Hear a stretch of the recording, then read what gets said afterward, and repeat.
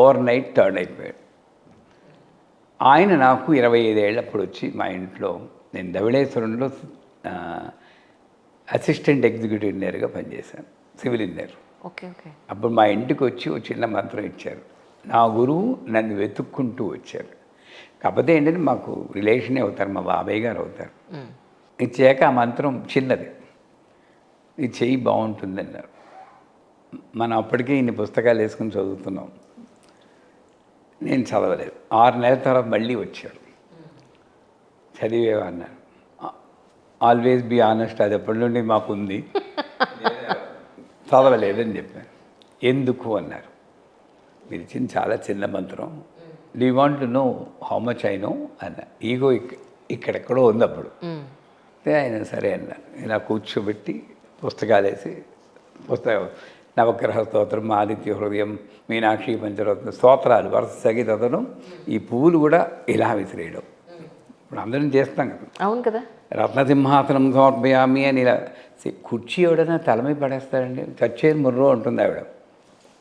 రత్నసింహాసనం ఎలా పెట్టాలి అసలు చెప్పండి.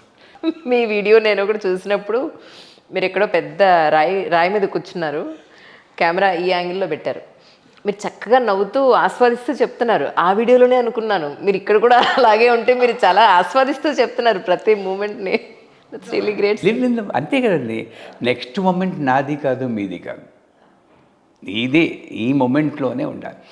ఇంకోటి ఏంటంటే, ఇప్పుడు మాట్లాడుతున్నాం మీరు నేనే ప్రపంచంలో ఉన్నది, ఆ స్థితిలోనే ఉండాలి. ఇదొక పూజ. Yes sir. నాతో పాటు నా సంసారము లేదు, నా పీఠము లేదు, నా వ్యవస్థ లేదు, ఈ రెండే, ఛానళ్ళు లేదు. అలా అంత తాదాత్మ్యంతో చెప్పినప్పుడే పూర్తిగా తాను మమేకమయ్యాను. దాంట్లోని ఎంజాయ్ నేను చేస్తాను, మీరు చేస్తాను. అవును సార్. సో అంచేత అన్నీ చదివేసి ఇలా ఇలా ఇలా వేసి చేస్తుంటే, ఆ మధ్యలో కూడా ఇలా చూసేవాడిని. ఆయన ఎంత ముగ్ధులైపోయారో ఆశ్చర్యపోయి ఉంటారు. పెట్టుకుని మాకు ఇలాగే చూసేవారు. అన్నారు. అది ఆయన రియాక్షన్. డిసప్పాయింట్ అయితే ఇక్కడికి వచ్చి ఇలా కొట్టి నన్ను, నీకు ఒక ఉద్దేశంతో ఇచ్చానయ్యా, నా కోసం చేయబోయా అన్న. నిజం చెప్పొద్దు, ముసలాయన మీరు జాలేసి, అయ్యో ఇది పొంది ఏ లోకంలో ఉన్నారు, జాలేసి పోన్లే చిన్నదే కదా అని ఆయన ఏదో చెప్పారులే, మనం చేద్దాంలే మొదటి ఐం వద వాగ్వాదిని స్వాహ, అదే మంత్రం. మీ నంబరు ఏముందో మంత్రంలో ఇప్పటికీ నేను చెప్పలేను. ఆ సౌండ్లో ఏంటో తెలియదు. పదే పదే పదే పదే చెప్పు. ఎన్ని లక్షలు.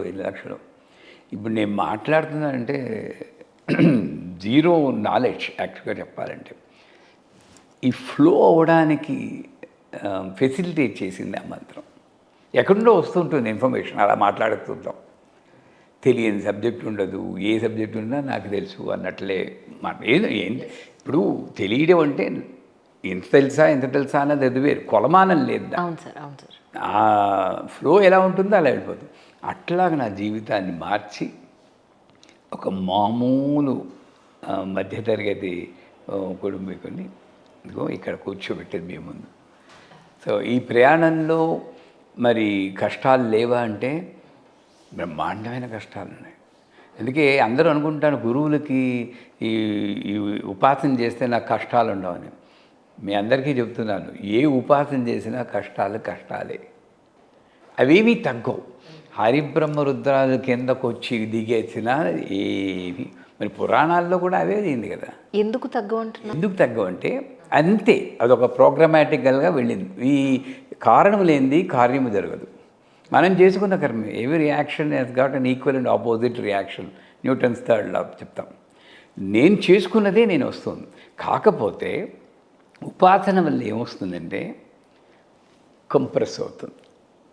నేను 10 ఏళ్లలో అనుభవించేది 10 రోజుల్లో లేదా కళలో కూడా అనుభవించవచ్చు. అందుకే కొంతమందికి శ్రీ విద్యలో ఇంకొక నాలెడ్జ్ ఏమొస్తుందంటే చెడ్డకళలు వస్తూ ఉంటాయి, వెంటనే పరిగెడుతూ ఉంటారు. వాళ్ళకి వీళ్ళకి ఏమంటే నాకు ఈ పీడకలు వచ్చింది అని, అమ్మమ్మమ్మో ఈ పరిహారం చేయాలి దానికి అంటారు. నిజానికి అదే కానీ మామూలు జీవితంలో బతుకు బస్ స్టాండ్ అయిపోతుంది. అవును.